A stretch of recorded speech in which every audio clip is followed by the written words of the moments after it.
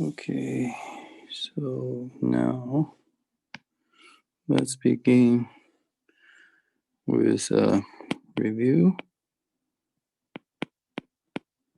and correction. This is about something I said in the last lecture. So let's say we consider an n by n linear system of equations.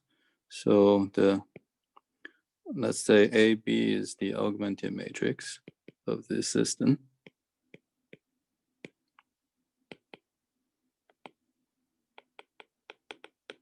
Of an n by n system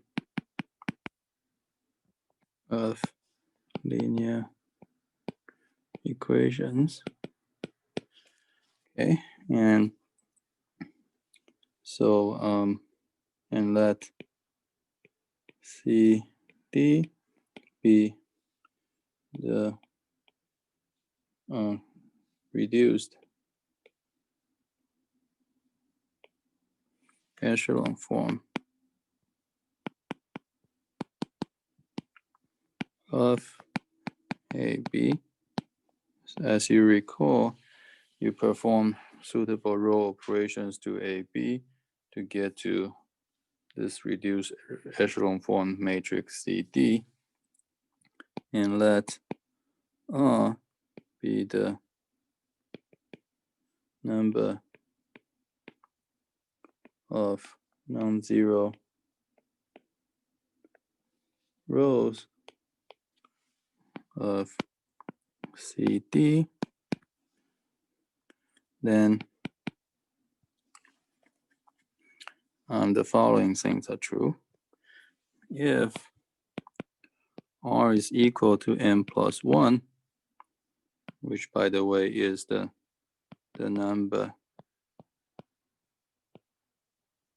of columns of the system or of the matrix AB, then the system has no solution, or as we also call it, inconsistent.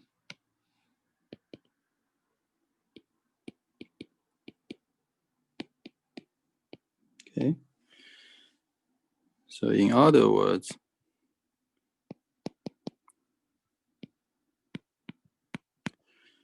I mean, this is saying that if R is n plus 1, then it's inconsistent. And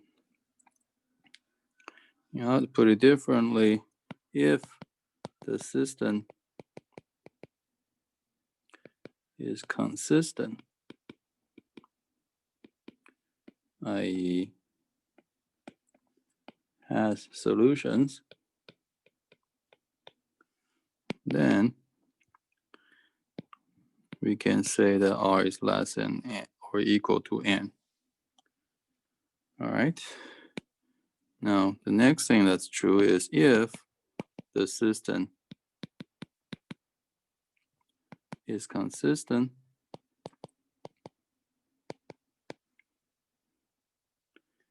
and if R is equal to n, then the system has a unique solution.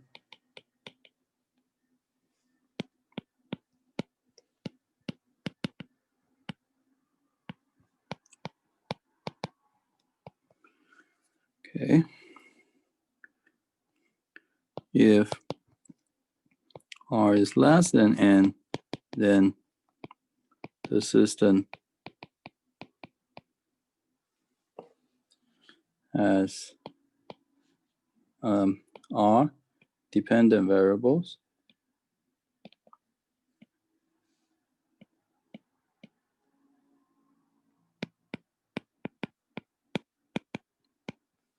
and n minus R free variables,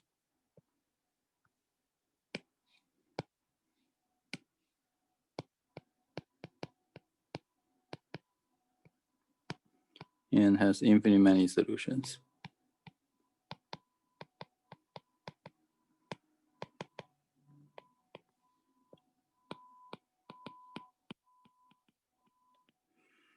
Okay, so the point to emphasize is that in order for these numerical conditions about R to have an impact on the number of solutions to the system, you need to assume in the beginning that the system is consistent. That is, it has solutions to begin with. Then you can talk about, okay, when it has infinitely many solutions and when it has a unique solution. Okay, there's one more thing, one more fact that's related by independence, say, an m by n homogeneous system of linear equations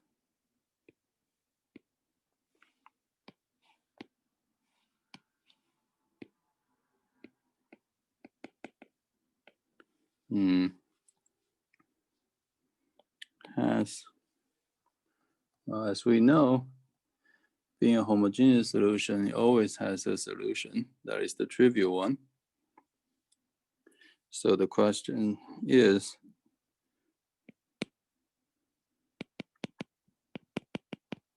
when does it have infinitely many solutions? So the statement I'm making here is that such a system has infinitely many solutions when m is less than n. Okay. So this is slightly better compared with the statement up here because I don't need to do anything. I don't need to turn the matrix associated to the system into reduced row echelon form before I can make conclusion. All right, so but this is only for homogeneous system. Okay, now is that. Now we move on to the next topics, which is about matrices on the in their own right. Okay. So we're going to begin with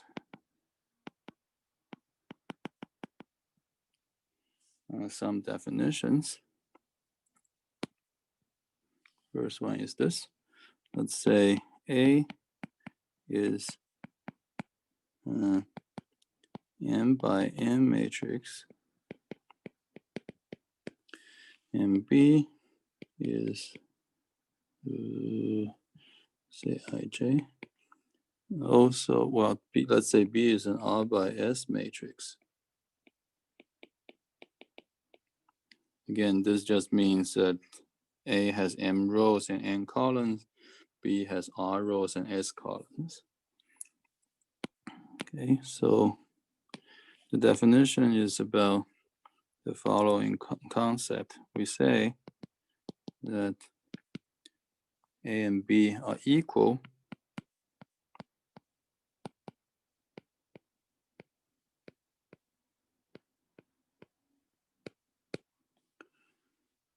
and notation for this is A equals B. And we say that A and B are equal if they have the same number of rows, they have the same number of columns, same number of rows, same number of columns, and after that it makes sense to require that the entries are all the same for that is the entries of A, called Aij, are the same as the entries for B, Bij, as n runs through, sorry, as I runs through between 1 and m, and j runs between 1 and n. Okay, that's the notion. In other words, it's a very naive thing to think about. It's just saying that, two matrices are equal if they look exactly the same. They have the same number of rows, the same number of columns, and each entry, the entries located in the same location are the same. For example,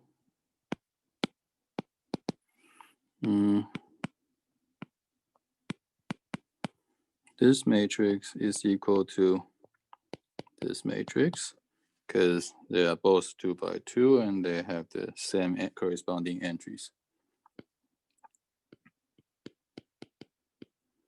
Now this is not, now this matrix here is different from this one because, I mean, now, although they have the same size, they don't have any corresponding entries that are equal.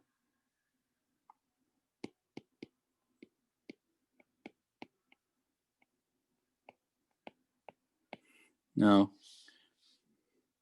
this matrix here is of size 2 by 2, while this one is 2 by 3.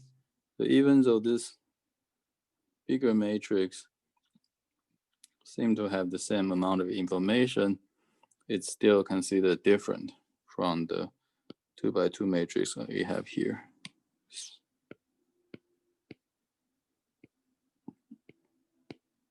Okay. All right, so that's just one example. Now let's consider some operations of matrices. Next definition. And this goes by the name of matrix addition.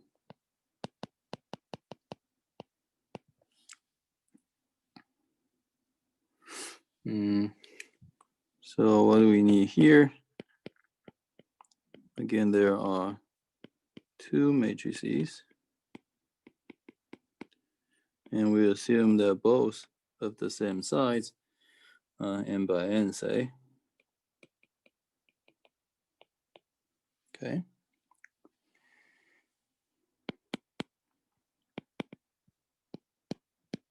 Now we're defining this new matrix called the sum and write it as A plus B.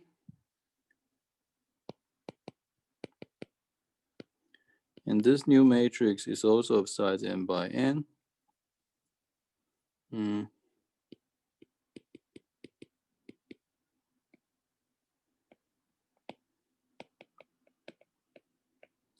Now, in order to describe this matrix, I should describe its entries. And let me use this symbol to indicate the ij's entry.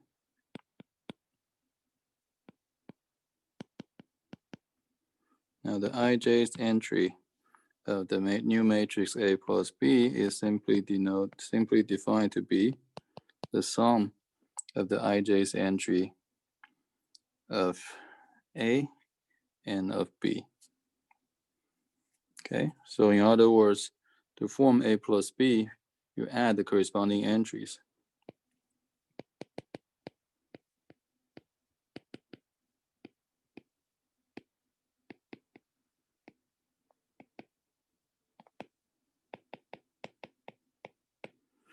Okay, so for example,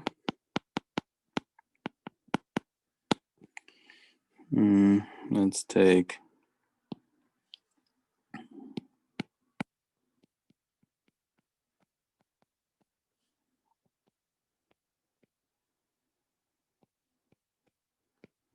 Okay, let's say both of these matrices are size 2 by 3. And in order to form their sum, what we need to do is to just take, add the corresponding entries.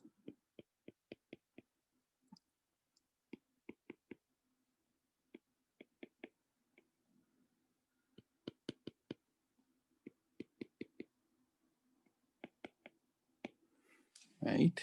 That's what the definition tells us to do. And the outcome is the following. Okay. Now,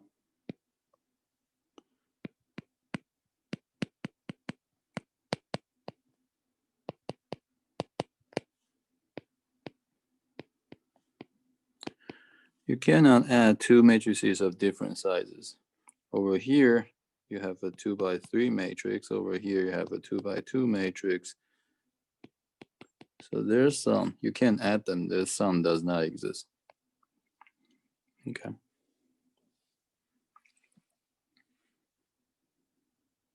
Now the next thing to define is this definition: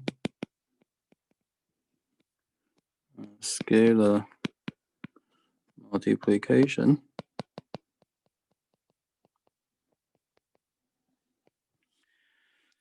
Okay, so again we have a matrix, say n by n, and now let's say I is a real number or a scalar.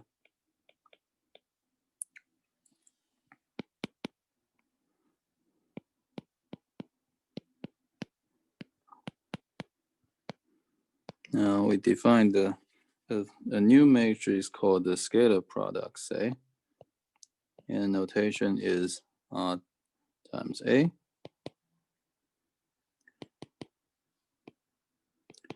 It's a matrix again of size n by n.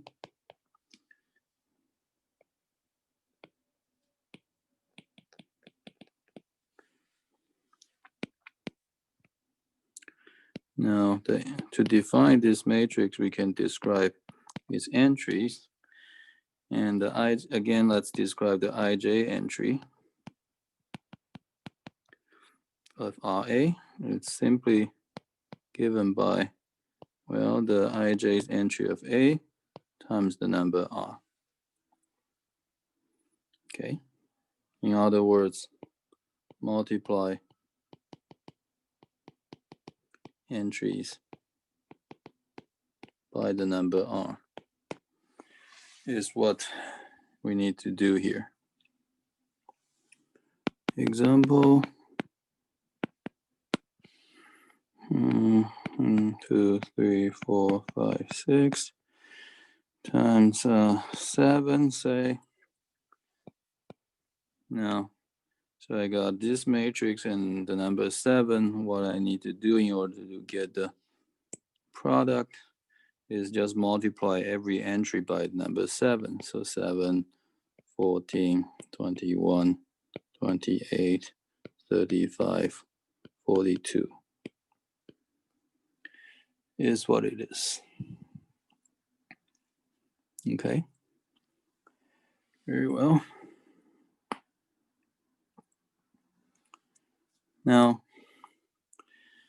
having this, now let's think about the following object.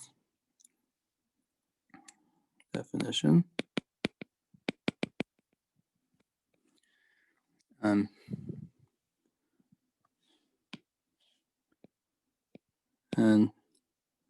n-dimensional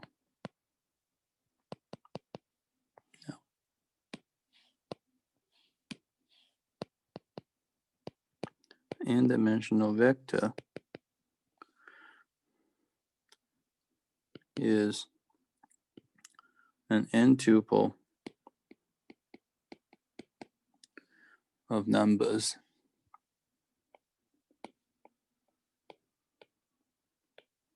say x1, x2, xn. And for reasons that will become clear later, we often denote it in vertically.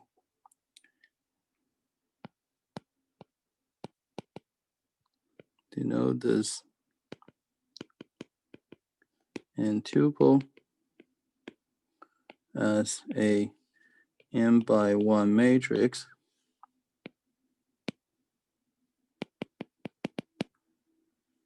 and let's use the notation x to denote it.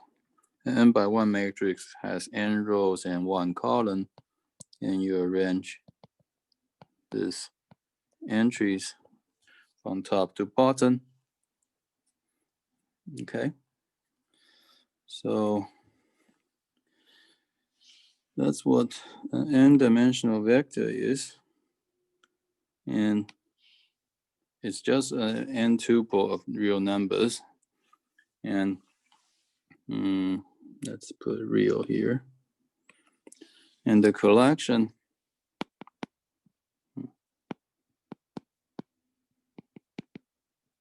of n-dimensional vectors is denoted by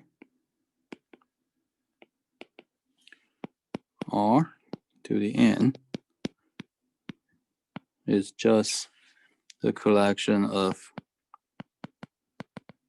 all n tuples, and in our notation, they are arranged, they're denoted vertically like these. And as mentioned, these x1s through xn's, these are real numbers. Okay. Now, why do we bother to do this? That is, with this notation in hand,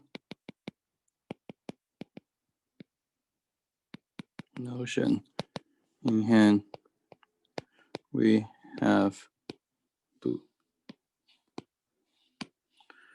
have a way of describing solutions to a linear system or two linear systems. Okay, and let's see how this works in an example.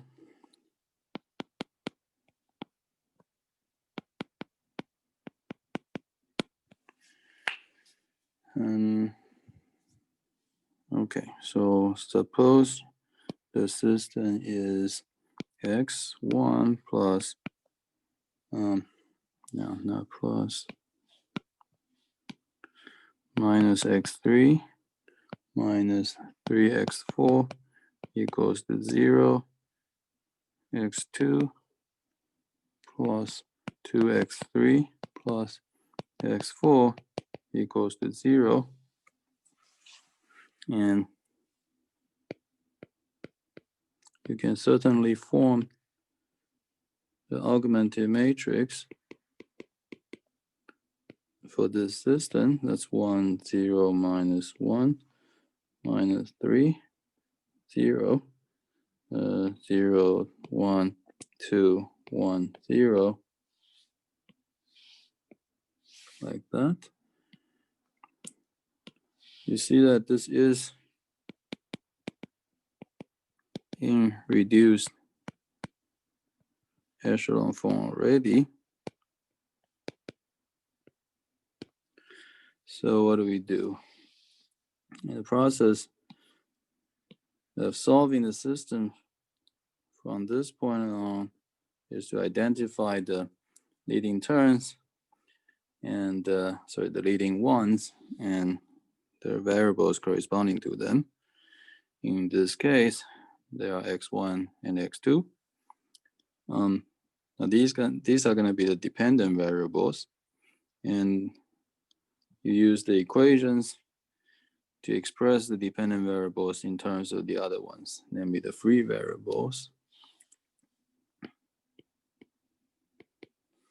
Okay, so that gives us what?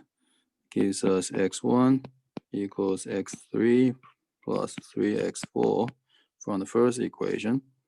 X2 equals to negative 2x3 minus x4 from the second equation. Okay, but as we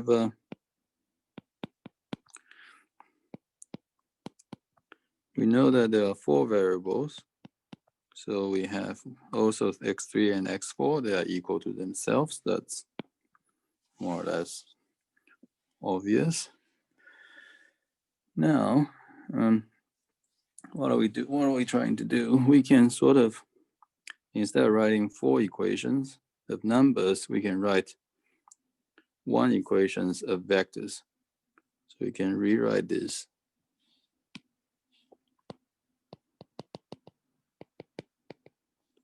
as an equation for x1, x2, x3, x4, the vector. Okay. So let's try that. So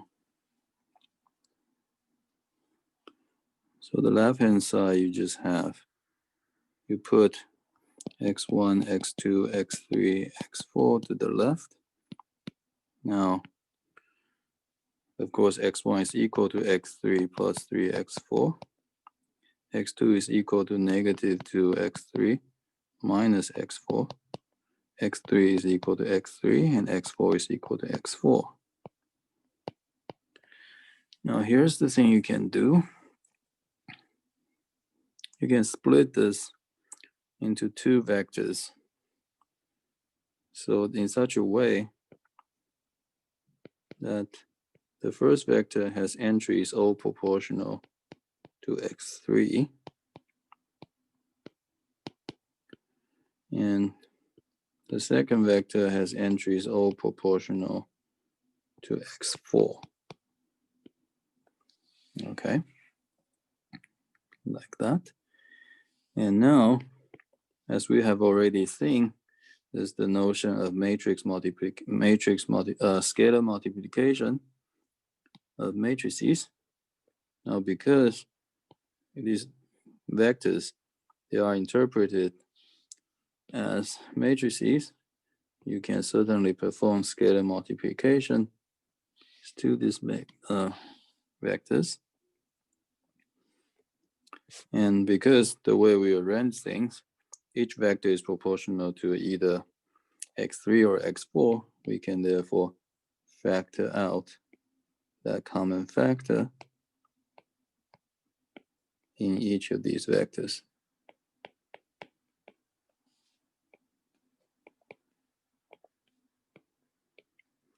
Okay, and that gives us this equation.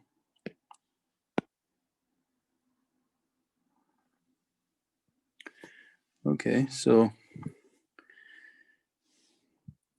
and what we've done here is basically rewriting this, all the solutions to this linear system as a single equation of vectors.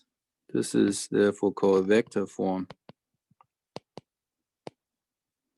of general solutions, say.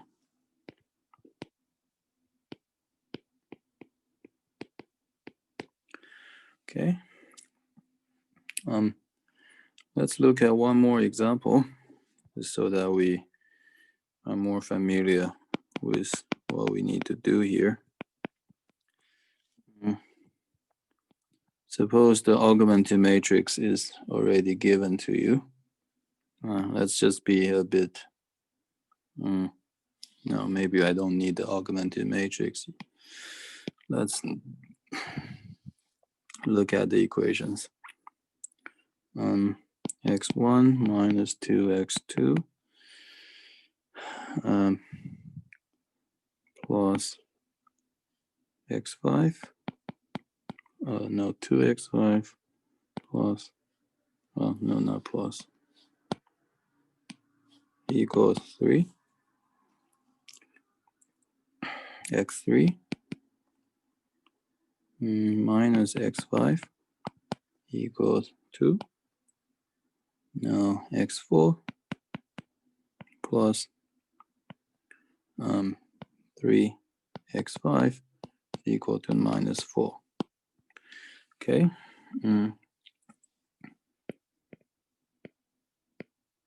I guess if we are to solve the equation, the systems in the way we described before, we should still form the augmented matrix.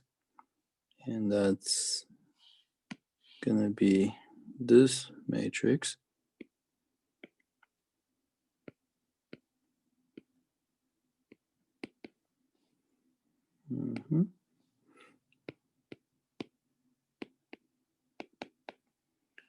Okay. And like that. And now you see that this matrix is again already in reduced echelon form. I've highlighted here the leading ones, and they correspond to these variables, and these variables are therefore the dependent variables. And the general solutions are therefore given by expressing the dependent variables in terms of the other ones. So x1 is equal to 2x2 minus 2x5 plus 3. x3 is equal to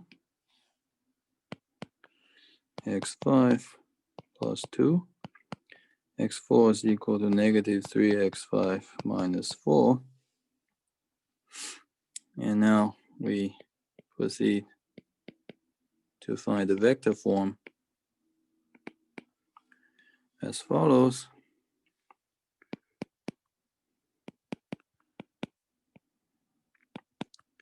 The vector form of the solutions will tell you what this vector x1 through x5 is equal to.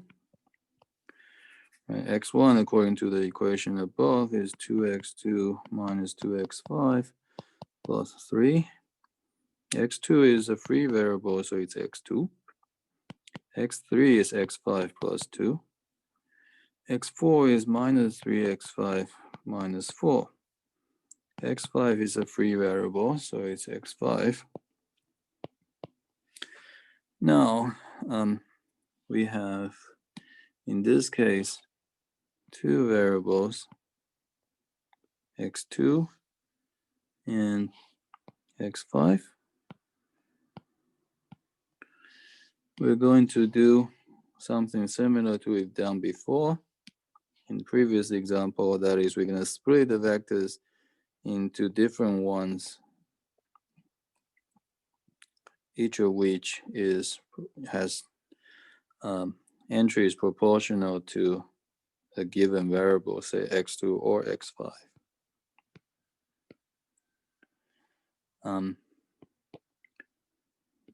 So if we try to do that, we will be getting the following expression. There's just one thing that's different in this example, namely you have these scalars. The scalars are definitely not proportional to any of the variables, so the only thing you can do about them is to leave them alone in another vector like these. Okay, and then we do what we've done before, factor out in each vector the common factor. So that will be 2, 1, 0, 0, 0, x5 minus 2, 0, 1, minus 3, 1, plus this constant vector. Okay, that's it. That's how you form the vector form of general solutions. Okay, now we're going to proceed to introduce some new notions.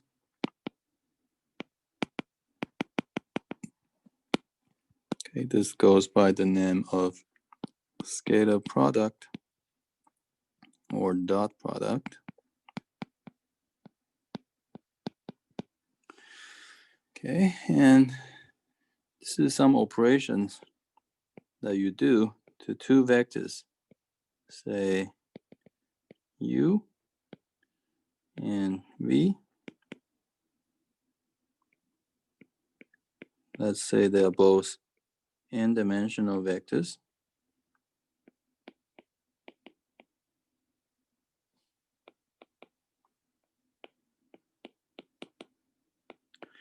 Okay. The dot product or the scalar product of these vectors u and v is the following number. Keep in mind this is a number, and the notation for it is u dot v, which is the reason why it's often called dot product.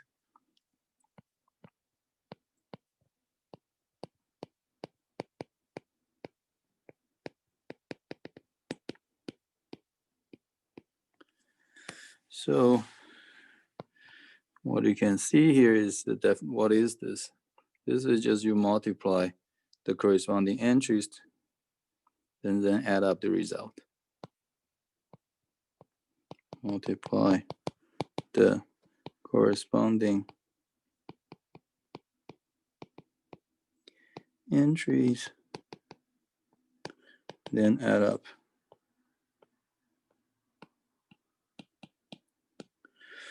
Okay. For example,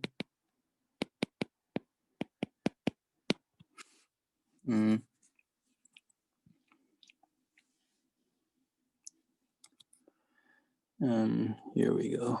For example,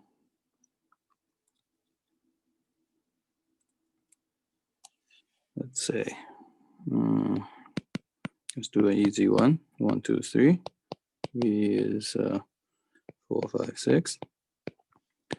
Okay, and then u dot v is, by definition, you multiply the corresponding entries, 1 times 4, 2 times 5, and 3 times 6. Then you add up the outcome. So it's 4 plus 10 plus 18, 32. Okay, that's basically just the way it's defined. Now, one reason for having this notion is the following.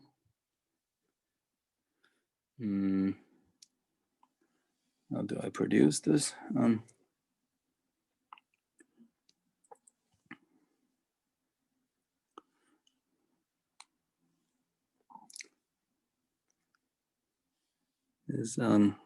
Let's proceed by introducing the actual matrix multiplication.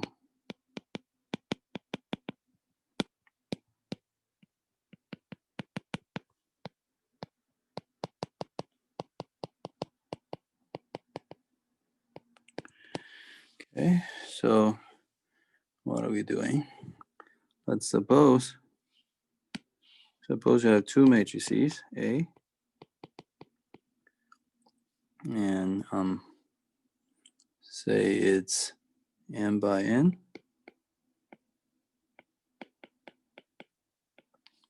Suppose you have another matrix B that's say R by S. Now we want to define a notion of A times B, the product of these two matrices. Now for that to work, we need to make the following requirement, that n is equal to r. So the number of columns of A is equal to the number of rows of B.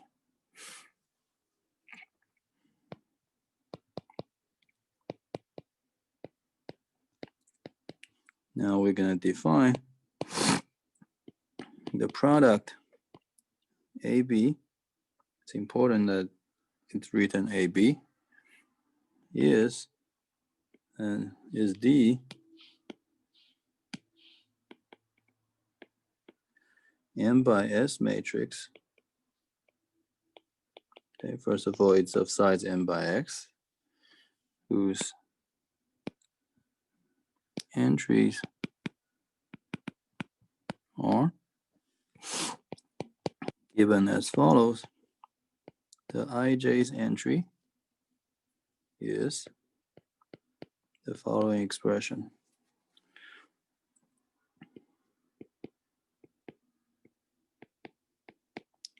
Okay. All right. So let's think about this before we make any, before we complete the definition. So I'm trying to run a sum over K, where the terms being summed are products of aik and bkj. K is the number, sorry, K is the index indicating which column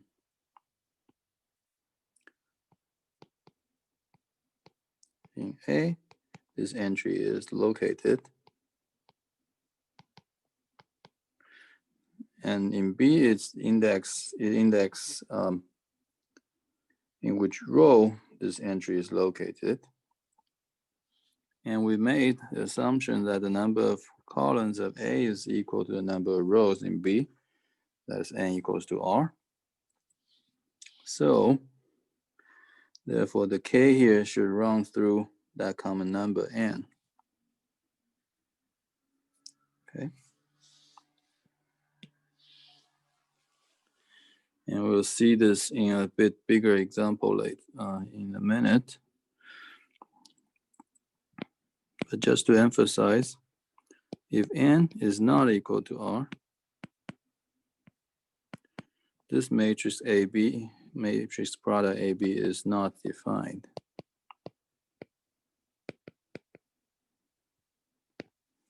Okay, you need n to equal to r to make sense of this definition. Now here's let's write this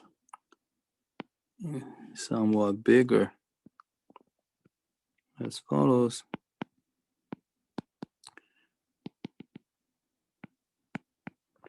All right, let's write out A.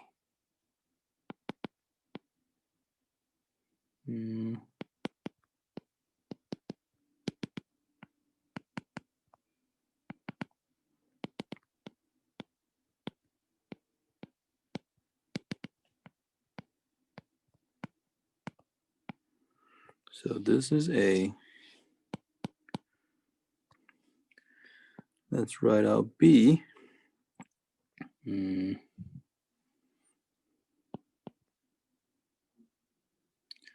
How do I want to do this? Sorry.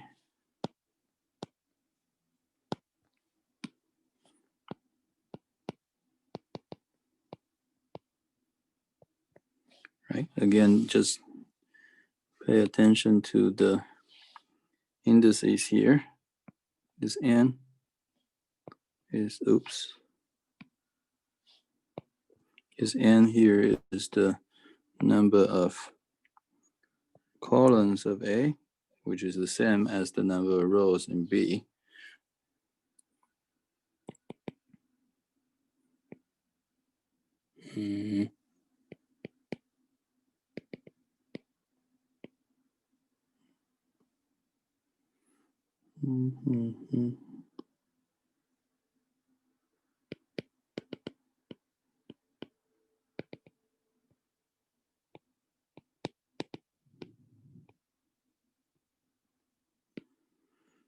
Okay, so this is B. Now, what are we supposed to do in order to form A times B, or the product AB? Again, the ij's entry is going to be some matrix AB. We write AB, and this is of size M by S. This is stuff. Now there's this ij's entry here. Now how do we form the ij's entry? As you see in the definition, this is supposed to be a sum where you look at AIKs. Where are AIKs?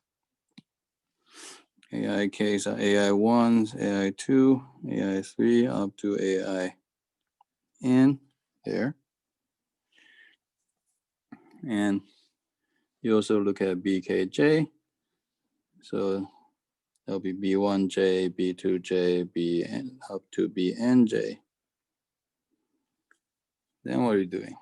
You just multiply the corresponding entries. This entry with that entry, this entry with that entry, and so on, down to AIN times BNJ, right? And then you add up everything. So that's what you're supposed to put in here for the ij's entry of AB. Okay, and what do you do? Again, what do you do in order to get to the ij's entry of AB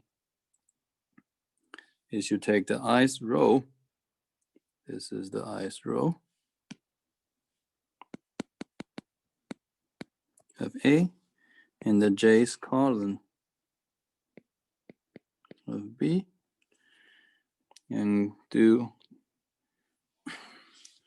multiply the corresponding entries and add up.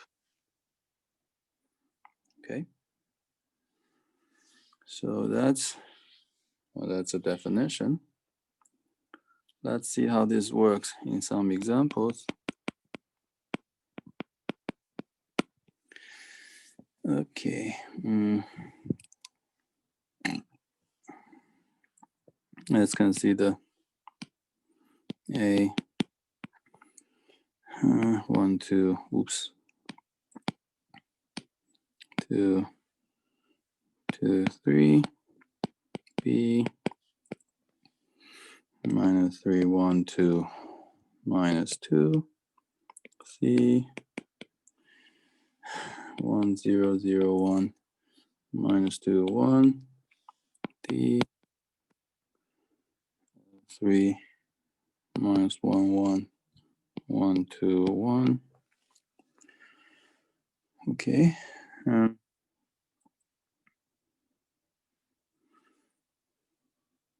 So let's see. We can consider, for example, AB. AB is going to be the following. Well, let's write it out in some details. 1, 2, 2, 2, 3. Minus 3, 1, 2, minus 2. For the first entry,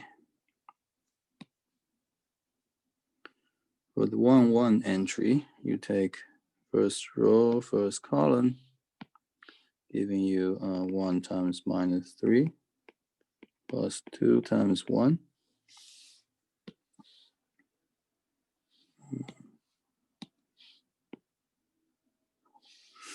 Now for the 1, 2 entry, say, 1, 2 entry. For the 1, 2 entry, you take first row, second column. That'll give you 1 times 2 plus 2 times minus 2. For the 2, 1 entry, you take the second row, first column, giving you 2 times minus 3 plus 3 times 1.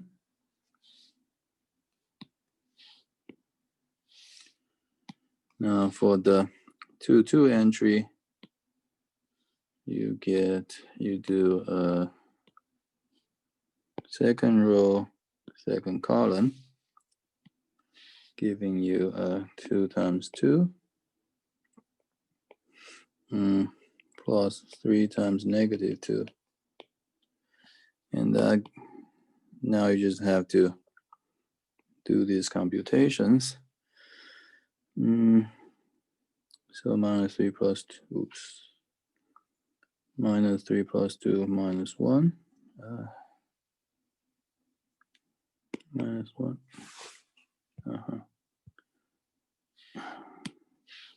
Minus 1. 2 minus 4 minus 2. Minus 6 plus 3 minus 3. 4 minus 6 minus 2. Okay, that's one example.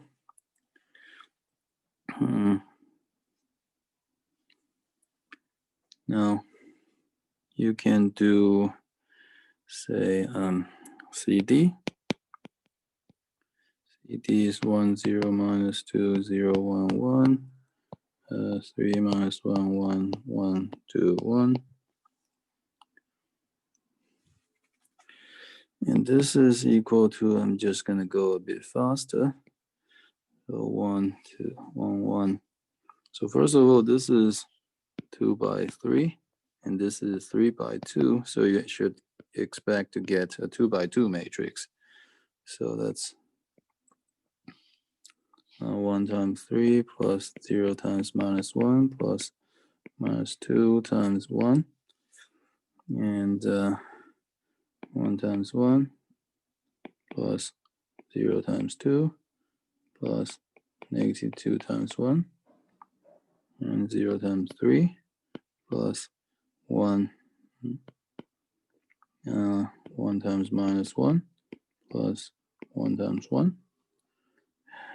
Finally, 0 times 1 plus 1 times 2 plus 1 times 1. Okay, and that's giving us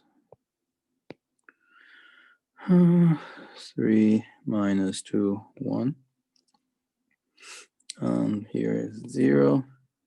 Here is 1 minus 2 minus 1. Here is 2 plus 1, 3. Okay. Now DC. Let's consider DC.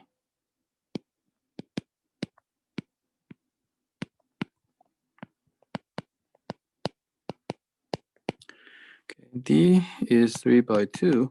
C is 2 by 3. So you expect DC to be a 3 by 3 matrix. Okay. And let's work that out. 3 minus 1, 1. 1 minus 2, 1. Minus 5, 0, minus 1. Okay, so there's one point to make. That is, CD is size 2 by 2, but DC is size 3 by 3. So there's absolutely no chance that they are equal. They're just not equal. Okay, so CD is not DC. It's one thing to notice. Now, going back here, let's consider CA. C is 1, 0, 0, 1 minus 2, 1. A is, what is A? 1, 2, 2, 3. 1, 2, 2, 3. And the C is size 2 by 3, but A is 2 by 2. And 3 is not equal to 2. So this is not defined. The matrix product CA is not defined. So the point of this example is to show you that it's not possible. It's not true that if you just take any two matrices, you can form their product. Also, even if you have two matrices for which you can form the products in two different ways, like in this example, CD and DC, the outcomes don't have to equal. Okay. So now, having the notion of matrix multiplication, we can now use it to introduce some further notations. Hold on.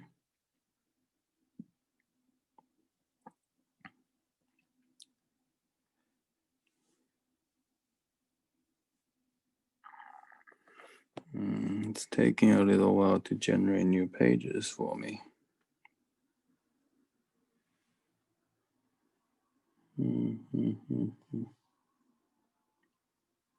Okay, so now suppose I have a linear system,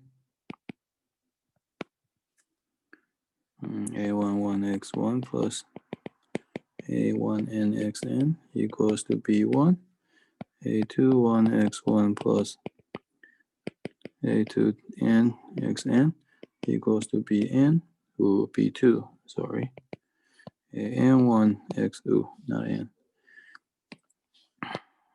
a m1 x1 plus am2n xn equals to bm. Okay,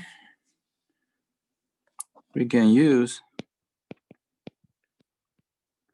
matrix multiplication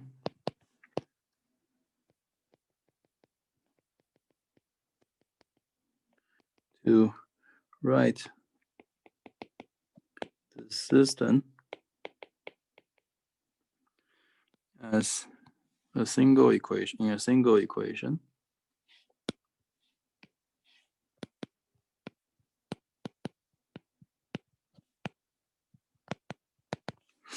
Okay, define A to be the coefficient matrix, as we've seen before.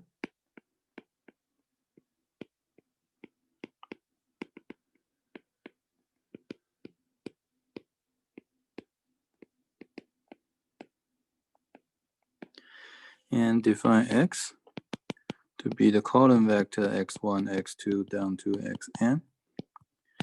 And B to be the column vector b1, b2 down to bm. Then we have the following equation.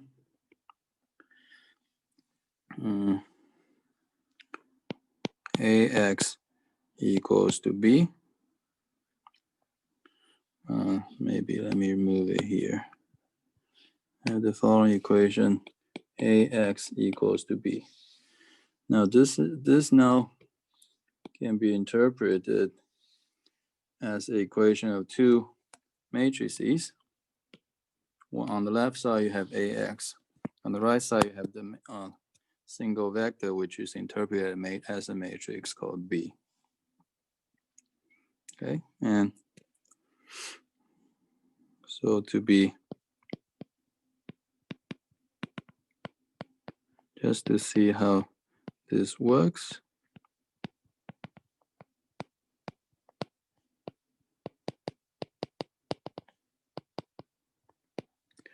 right, on the left hand side you have A and X, you're supposed to form the matrix multiplication.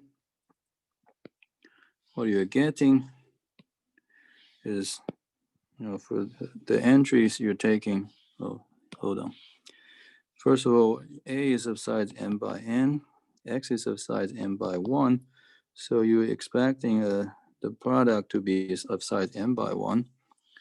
And to form the product, you take the rows and multiply by the only column of x, entry-wise. Multiply the corresponding entries, and then add.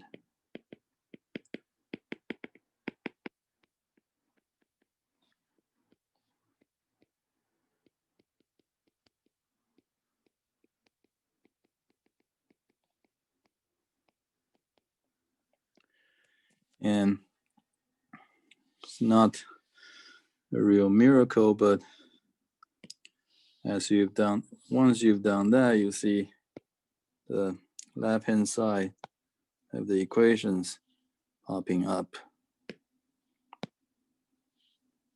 So the left-hand side of the system is popping up, and that's gonna equal to the vertical thing, the vector b. This is b,